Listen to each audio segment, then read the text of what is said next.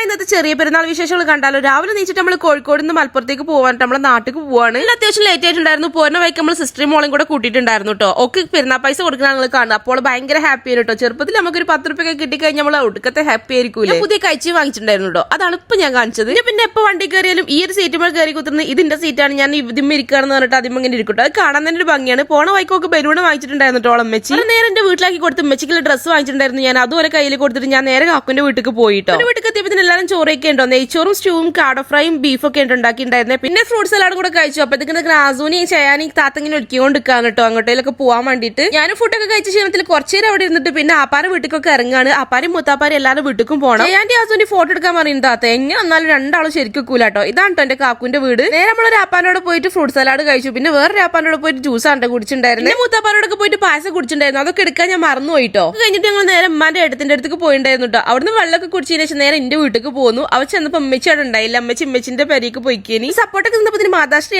ആയിട്ടോ. അപ്പൊ അടുത്ത വീഡിയോ അടുത്ത പാട്ടിൽ കാണാം. ഓക്കെടാ ബൈ.